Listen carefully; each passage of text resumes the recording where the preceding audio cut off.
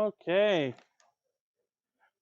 Sorry, starting a few minutes late, but we should hop right in because we have a very busy day. The first thing that I want to draw your attention to is something that I literally became aware of on my trip into the university. Um, and that is that today is the day that you have to submit. Oh, hey, you can see things you're not supposed to see. No, it's fine. Okay, so today's the day that you have to submit your vaccine proof. You have to have done that by today. And so I have put a link, just in case you've lost the email like I did or anything like that. I have put at the top of the e-class the campus proof of vaccination link. So you just go ahead and click on that. And you can open it up as an app on your phone, but you can also, I believe there's links here that you can follow and submit all of that online. So just in case you panicked at the last minute, like I did, and was trying to find the URL, like I was, I have provided something for you so that you can submit that. From what I understand, it must be in by today. You must have proof of vaccination to be on campus as of today. But that is the kind of last second addition to the course. Ha! I even have the right date. We're on a good foot. It's Monday. All right. We have a very busy day. We have a very, very busy day. What are we doing today?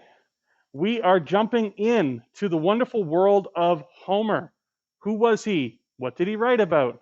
Oh, what was anybody watch BoJack Horseman? People, what do they do? Things do they know? Celebrities, that sort of thing. I forget the thing. The Mr. Peanut Butter show.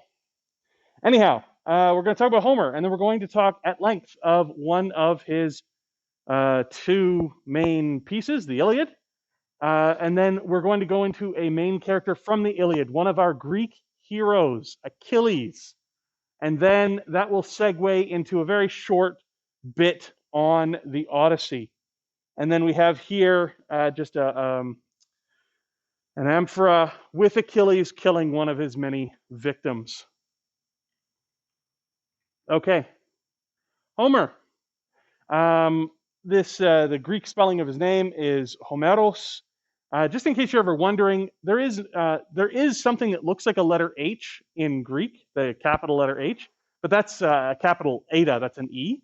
The way that you do a H sound in Greek, it has this little tiny, it looks almost like a half of a quotation mark, and this is called a rough breathing mark. And it just means you put it at the beginning of vowels, and it just means you go H. It's not on a test. That's not important for this class. Just in case you were wondering how written Greek functions, at least ancient Greek, that little rough breathing mark there, if it's going into the letter, it's a H, and if it's going away from the letter, then you don't do anything. So this one's going in, H, Homeros. He is, or was, an archaic epic poet, somewhat at around the same time as Hesiod. By tradition, Homer is considered to be earlier, but considering that Homer is a construct and probably didn't exist, I'm going to say that they existed around the same time. And so that gets into the mytho-historical nature of Homer. Unlike Hesiod, we have external attestations to his existence. We have reasonable belief that he was a real person. With Homer, these things are very, very vague and much less clear. He is, he might have existed as a character, but generally speaking, he is someone who only accumulates biographical details centuries later. So many centuries later, he gets attributes. But we do have two attributed works to him, the Iliad and the Odyssey. These are the kind of the Homeric works. There's also, you've encountered already, the Homeric hymns. These are unknown authorship, but they are in the style of Homer. and for many centuries were attributed to Homer, but more often than not now they are unauthored. I don't know. Anyway, so going into kind of a biography of a mytho-historical figure, he was born on Chios or Chios, however you want to pronounce that. In Greek, it's Chios, but that ends that makes you very awkward in conversation. That is a large island to the west coast of Asia Minor, and by tradition, he is blind. And this comes from an internal reference. There's a character a character who is a wandering poet who is blind in one of his epic poems, and this is believed over time to be self-referential, to be somewhat autobiographical, and so Homer is blind, and this is evidenced in the statuary here in this bust. He has no pupils. His eyes are kind of glazed over. He's often depicted either with a cloth around his eyes or with a walking stick and a guide. And he gets divine parentage. So if you remember Hesiod is a person. He was born of human parents, but he claims that he gets his inspiration from the Muses. That's where his theogony and other works come from. Homer is just straight up semi-divine. His dad is a personified river, the Meles, and his mom is a nymph. So now these are not, these are added centuries later, and certain authors attribute them to him and some do not. So the long story short is this biography is just as hazy as the historicity of Homer. Historicity being a term used to describe whether something is, whether it historically occurred or not. So the historicity of Homer is questionable. We do not know if he was a real person. But what do we know about Homeric works? So Homer composed in dactylic hexameter. That is a style of rhythmic poetry. Now, I've got some poetic notation here, and a traditional dactylic hexameter, there are 6 what are called feet in a line, and each foot is this dash dot dot, and that dash dot dot is for the vowel sounds or the syllables. And so a dash is a long syllable, and a dot dot is a short syllable, short syllable. So if you've ever heard of like Morse code or something where it dit, dit, dit, da, da, da, dit, dit, dit, something along those lines, poetic meter is measured in a similar fashion. And so traditional poetic dactylic hexameter is long, short, short, long, short, short, and it does that 6 times. And this is where we get the proliferation of those epithets that I've been talking about throughout. Because someone's name doesn't fit the meter, long, short, short, long, short, short, they get additional attributes added on to their name so that they do fit into the meter. This is poetic license, adding characterizations or characteristics to individuals so that they fit the meter. Also, when I say that dactylic hexameter is long, short, short, long, short, short, that is in its most basic form. There's other ways that you can do it as long as there's 6 feet and it adds up. I am definitely not into poetry. I've never been able to read in meter, so you need to seek out the more erudite in the department for that. But this is just a basic rudimentary introduction to a very wide and wonderful world. So yes, those epithets help you fit the meter, and again, they are evidence for oral transmission. So the reason you arrange things into a meter, one, it can sound nice, but two, the rhythm of your speaking helps you remember long lists. It helps you remember because you say things one after the other and in a rhythm. It's If you've ever had to memorize lines for a play or memorize the lyrics to a song, you know that these features within the structure help you remember what is coming up next.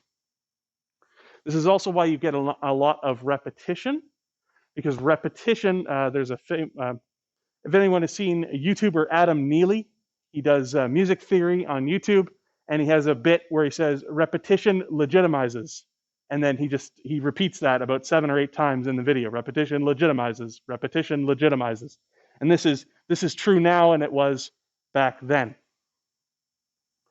So, jumping into the world that Homer inhabited, again, mytho-historical Homer.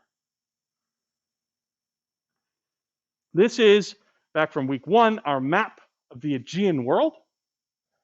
And what the Iliad, as a poem, is narrating is a war between two factions in this world. I've got them listed here, or circled here. The Greeks in the larger circle in the south. This is basically the area of the world that we have focused on up until now, more or less. And then we have Troy up in that smaller circle. Now, that is where a site that is claimed to be Troy was excavated in the 19th century.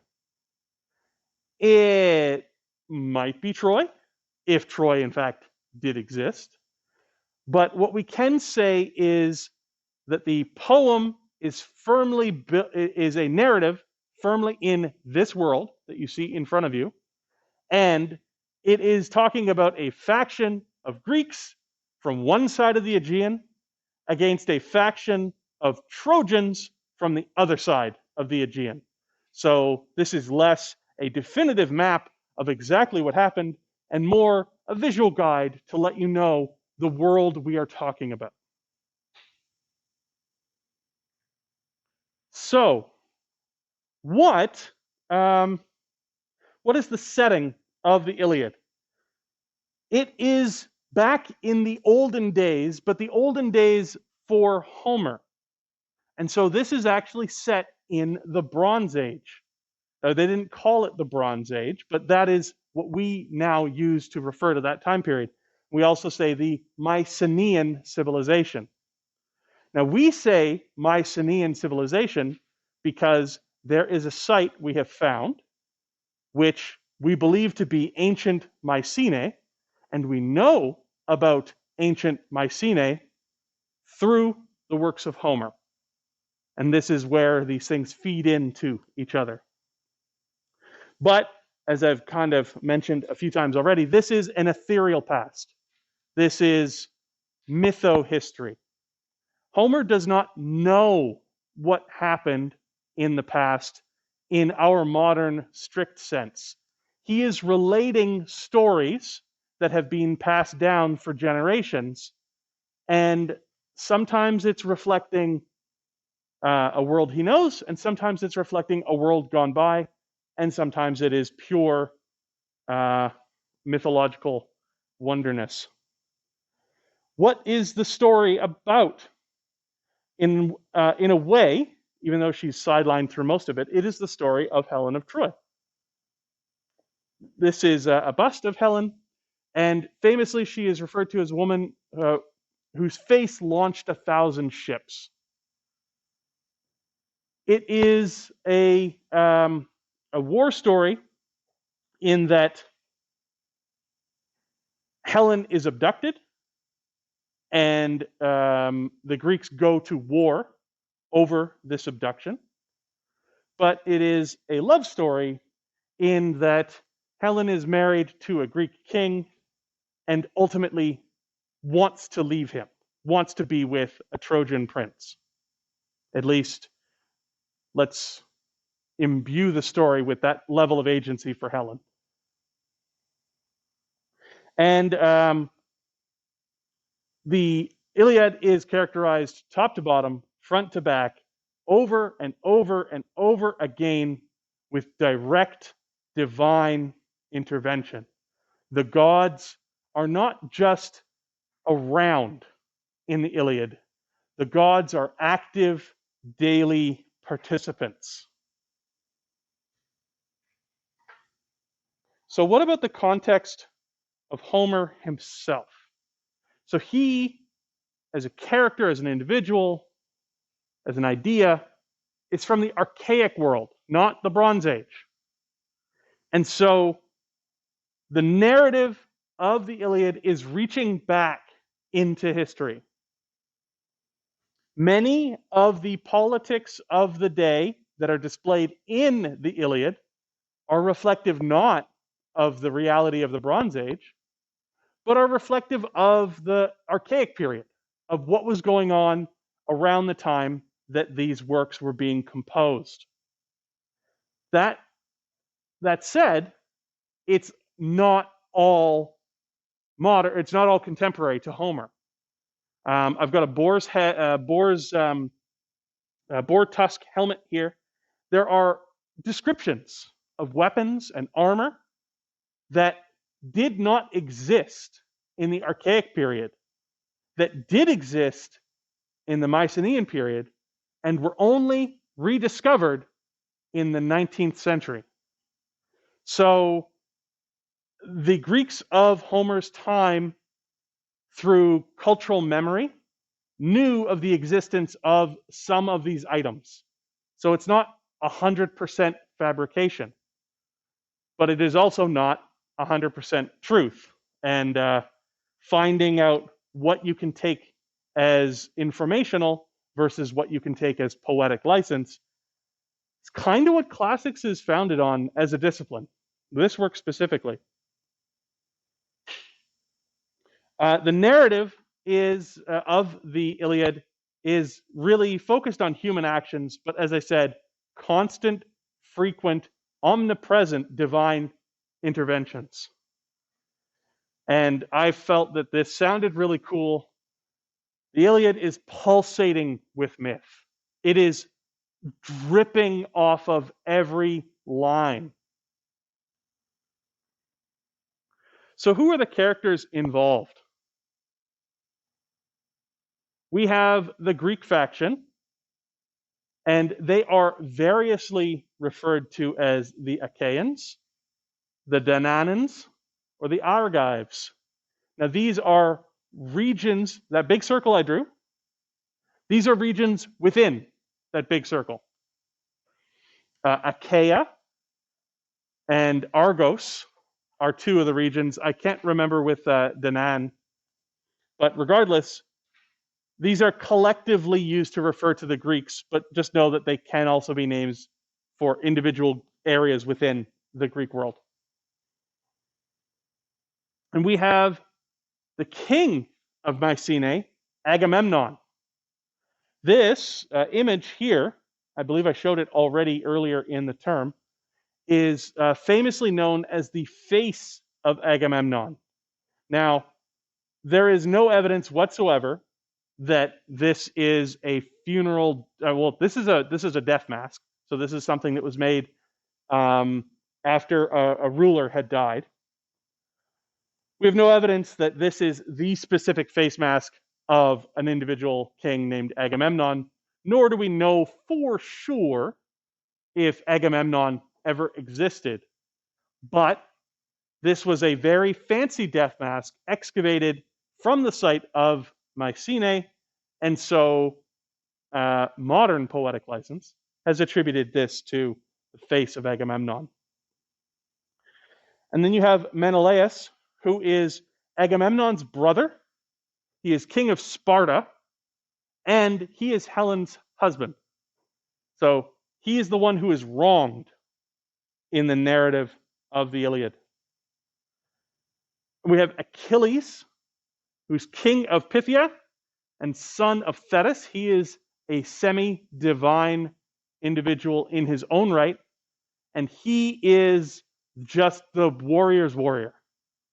He is the bestest fighter who ever fought in a fighting competition.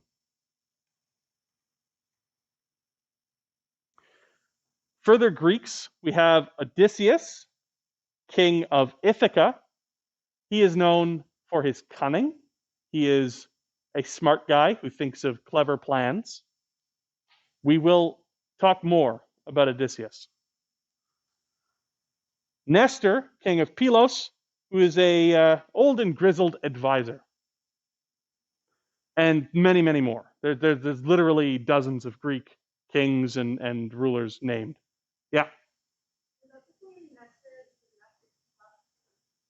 It absolutely is the same Nestor of Nestor's Cup. Thank you so much for bringing that up. I was wondering if I should mention it, but since you brought it up, I'm going to go into it a little bit more.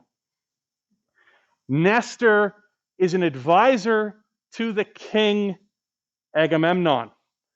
But Nestor becomes this kind of purveyor of wisdom and knowledge over time. And so if you've got Nestor's cup, this sayings that effectively you can get wisdom and knowledge from this. And I forget exactly the inscription on the cup that we've got says that it's Nestor's cup.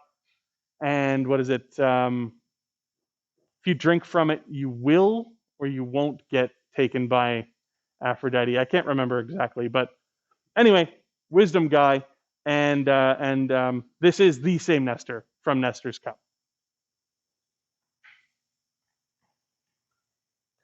Jumping into the Trojans, this is the other faction. We have a mytho-historical first king of Troy, Dardanos. He is referenced in the lineage of kings. We have Priam, who is the elderly king of Troy in the narrative. Two of his sons, Hector and Paris. Hector is the greatest warrior. Paris is the one who abducts / seduces Helen. If you watched 2004's Troy, Hector is Eric Bana, and Paris is Legolas. What's the actor's name?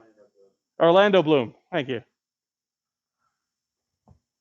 Remember a comic when that movie came out.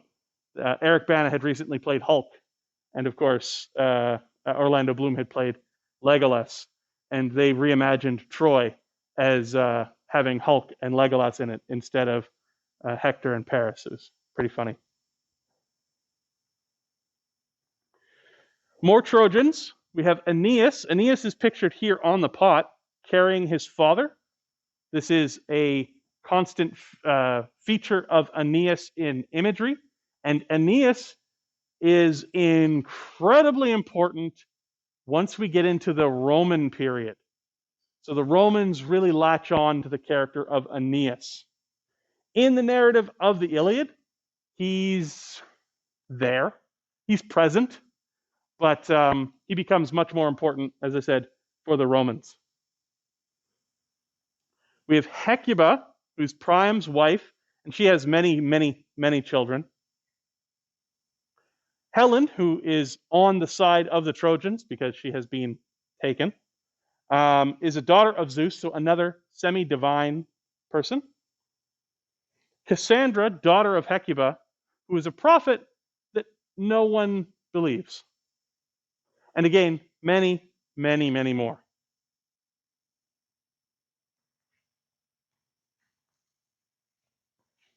So what do we have here in terms of kind of features, common features in the Iliad? Divine parentage is a reoccurring theme. These are not just humans. These are semi-divine humans with gods for parents. But the Trojans kind of had the edge here. There are more divine parentages amongst the Trojan camp. And what this tells us is that we're dealing with a great deal of, and this is a big word here, but, oh, can I say it on a Monday morning? Mythologization. Yeah, that's pretty easy. Okay, cool. Mythologization. It is mythologizing, injecting myth into both the past and the present. The Trojans have more divine parentage because the Trojans aren't really involved in the composition of this poem. They are the other. Homer, or the group of Greeks who we collectively know as Homer, didn't really know Trojans. Troy, ostensibly, was no longer even a city. And so these are mythical people from a mythical past. Of course they would have mythical parentage. And in many ways, this is how the Iliad is both a mirror of realities of archaic Greece and a kind of delving into that ethereal history of a past that is no longer accessible.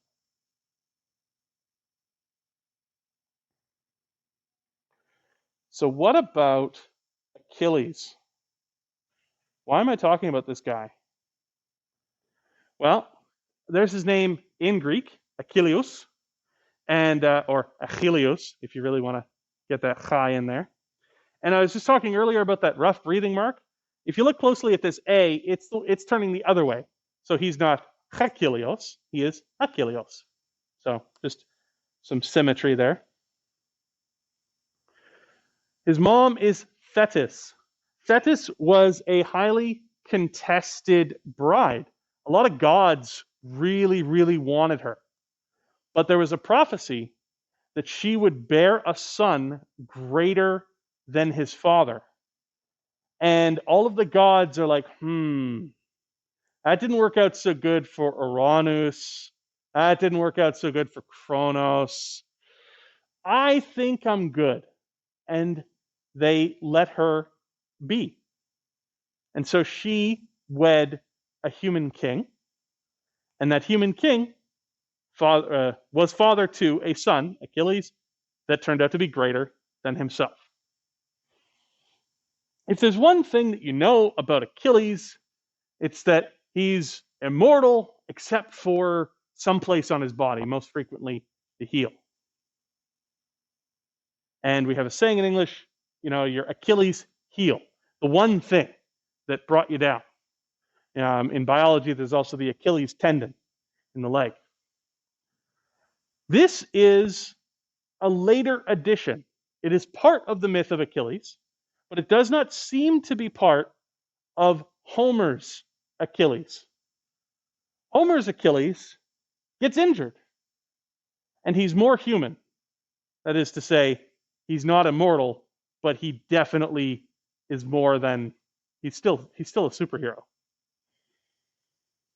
The narrative of him, of Achilles being dropped in the river Styx by his mom and given immortality except for his heel where he was touched, and even the idea of how he died, spoiler alert, appears to be a later accumulation, or at the very least, it's not in the Iliad. That's the important thing to know. And if there is something you know about Achilles within the Iliad, it's that he's a warrior and he is fated to die. So what is Achilles' story, and how does he interact in the Iliad? What's going on in the Iliad that brings Achilles to the narrative? During the course of the war, so the Iliad does not start at the beginning. It actually starts towards the end of the Trojan War. The Trojan War has been going on for 10 years. 10 years. And various sieges have already taken place. King Agamemnon has taken the daughter of Chryses in a siege as war booty. Chryses is a priest of Apollo, and he comes up to Agamemnon as a priest of Apollo and beseeches him give me back my daughter, or else. And Agamemnon tells him to get stuffed. He sends him packing. And he goes on a long tirade about how this is my prize. Why should I give up my prize? That's not fair. And he whines and he complains. And in the end, he is counseled and he decides, okay, fine. Oh, and also, because of this, Apollo descends from Olympus and strikes the Greeks down. Lightning bolt or fire and plague and all, like, there is no end of misery inflicted upon the Greeks because Agamemnon behaves in this fashion. Agamemnon finally agrees. He accepts the counsel from everyone else to give up the daughter of Chryses. Yeah.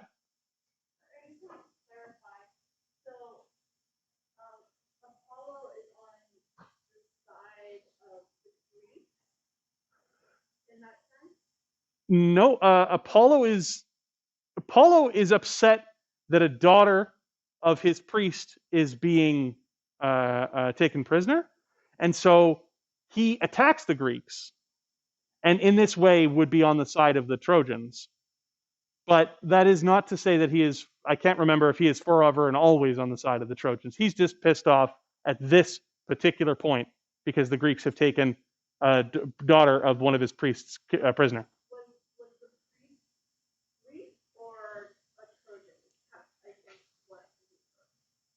He would have been, because they took a Trojan city, so he's on the Trojan side. Yeah, yeah. So that's actually a good point to bring up. I think you're getting concerned because isn't Apollo a Greek god? Why are the Trojans kind of? This is the Aegean world, and these gods kind of inhabit this whole area. Yeah. They were. So there's a narrative. Yes, he gets captured and tricked and forced to build the walls. But this is beyond the scope of this particular lecture. But yes, yeah. So in a way, you'd think he'd be really upset with the Trojans and totally write them off. But if you can forgive all the things Uranus did. So is that okay? Yeah, cool. I don't see any other hands, but feel free to email me afterwards. So in order to move forward with the narrative and kind of start continue the center of conflict, Agamemnon agrees. Okay, fine, I'll give up the daughter of Chryses, stop the plagues. Achilles, you got yourself a woman in one of those sieges. Give her to me. And this is Agamemnon's right, but it is an infraction of honor, demanding that another man give up his war prize. And that's what these women are. They are not individual characters. They have no agency unto themselves. They are booty to be taken and possessions, nothing more. And so because Briseis is taken from Achilles, he pouts and complains a lot and decides to sit out the rest of the war. I'm not fighting. You took my prize. And ultimately, what you have is a narrative about hubris, jealousy, and inflamed emotion. These characters are not Greek philosophers quietly sitting in a corner. These are warriors filled with rage and anger, and they'll turn when they feel their honor has been besmirched. So what happens to bring Achilles back into the fight? So that was all from book 1, which is part of your readings for this week. This is kind of the end of the story, towards the end of the story. These are part of the suggested readings, but you don't have to read them. I'm going to give you the parts I want you to know in the lecture. Achilles rejoins the fight after his friend, Patroclus, dies. So it's various narratives. Very frequently, Patroclus is depicted as Achilles' lover, but there's a number of different ways this can be depicted. But Patroclus dies, and this infuriates, enrages, and just sends Achilles into a rage. Part because he's mad that Patroclus is gone, but also because he feels partially responsible. He should have been out there. This is his fault. And he just absolutely starts slaughtering Trojans. There are named individuals, and he takes them down one after the other, after the other, after the other. With this escalation of the conflict, Zeus opens it up and says, you know what? Gods and goddesses, have at her. Jump in, pick your favorites. Do whatever you want to do. This is, let's get weird. Achilles goes to fight Aeneas and defeats him. But Aeneas is saved by Hephaestus. And Achilles goes off and kills another host of Trojans, more named people. He fights Hector who killed Patroclus.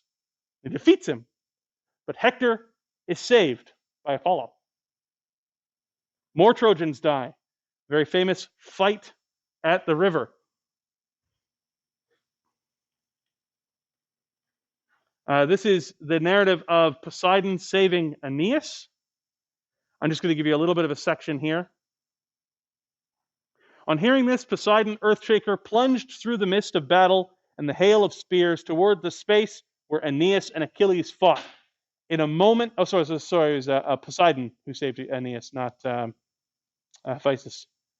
In a moment, he veiled Achilles' eyes in mist, plucked the ash spear shod with bronze from brave Aeneas' pierced shield, and set it down on Achilles' feet.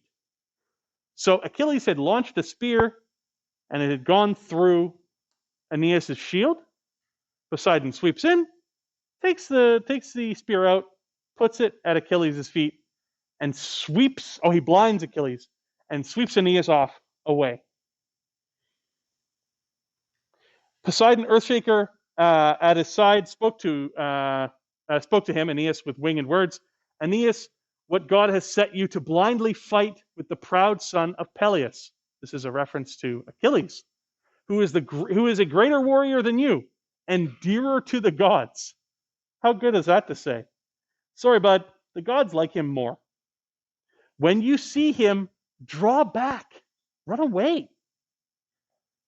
When Achilles meets his fate, when he is dead, then fight courageously, but kind of be a coward for now, because no other Greek can kill you. Similarly, Apollo in Hector and Achilles' first combat, Apollo saves him. Hector heckles Achilles, son of Peleus, I am no child frightened with words. I know how to speak for myself. They're just taunting back and forth.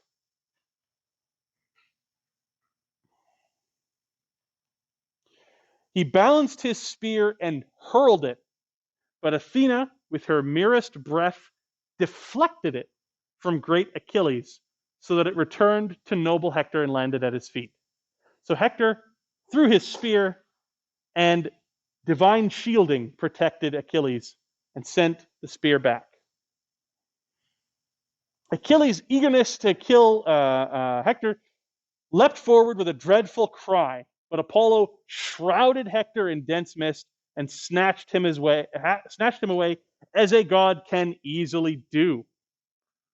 So again, Apollo comes in and saves Hector. I promise, this is Achilles screaming at the sky, I promise to make an end of you when we meet again, if some god will but aid me too, kind of forgetting that he has just been aided by Athena. For now, I'll kill whoever I can catch.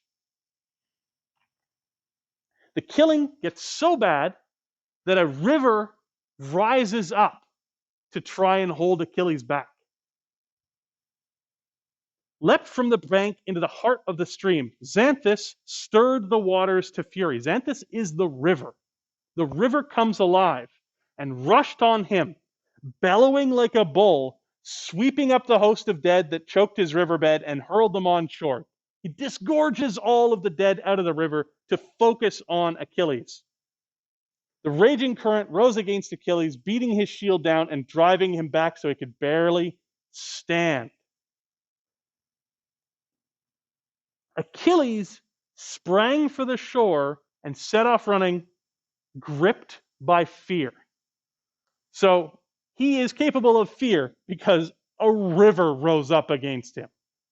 This is the narrative that we see in the Iliad.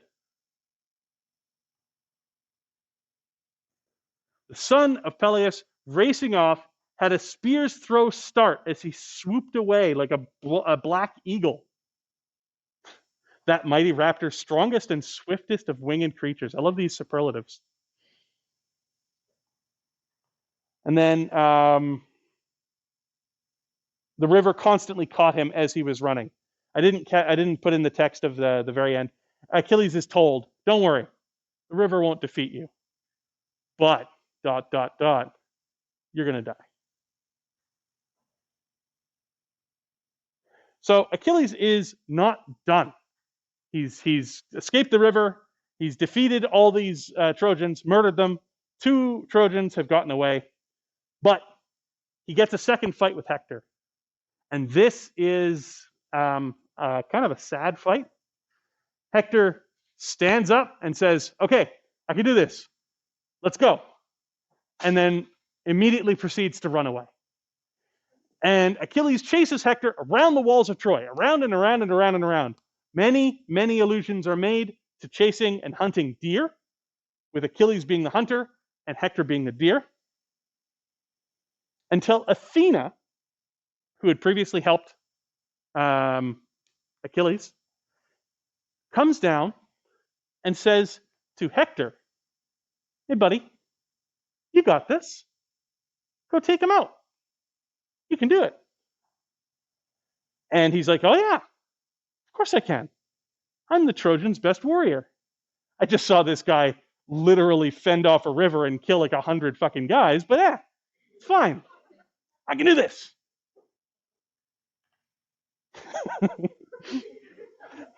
What do you think happens?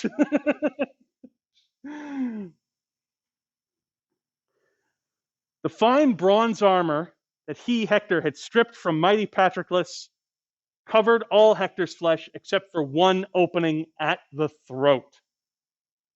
As Hector charged Achilles, he aimed his ash spear and drove its heavy bronze blade clean through the tender neck. This is the best part, though. Without cutting the windpipe or robbing Hector of the power of speech. Stabs him right through the throat, but Hector still gets to give a monologue as he dies.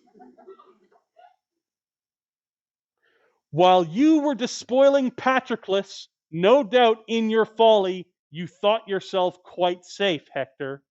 You forgot about me in my absence." You don't forget about Dre. Is that one too old? Sorry. "I have now brought you low. The dogs and carrion birds will tear apart your flesh. But the Achaeans will be busy. We got stuff to do." Hector dying. "I know you truly now and see your fate. Nor was it mine to sway you. The heart in your breast is iron indeed." Hector, before this, had begged with Achilles, "I'm dead. Let my family claim my body." And Achilles was like, "Nah, I'm going to run your dead corpse through the battlefield behind my chariot. Because I'm a hero." "Think less the gods, remembering me, turn their wrath on you." Ooh. Death unfolded him as he uttered these words. He's dead. Hector's gone. But Achilles is still not done. As I said, he drags Hector's body and he refuses to return it. Eventually, though, Priam persuades him, many books later. But what do we have here? We have a Greek hero. We have someone that you aspire to. He is a slaver, he's vengeful, he's cruel, and boastful. That is a Greek hero. He is not Captain America. I mean, he's not even the other guy. It was that Falcon and the Winter Soldier, the guy who went nuts and killed the guy on screen. I heard it here, yeah. John Rocker. He's not even that. I'll get to you in just a second. But wasn't Achilles supposed to die? You get to the end of the Iliad, Achilles hasn't died yet. They set it up, and then it happens off screen. And you get confirmation that it happens off screen in the next book, The Odyssey. But we're out of time, so I will get into that on Wednesday, and then we'll also start into Hercules. So thanks. Have a good day. See you Wednesday.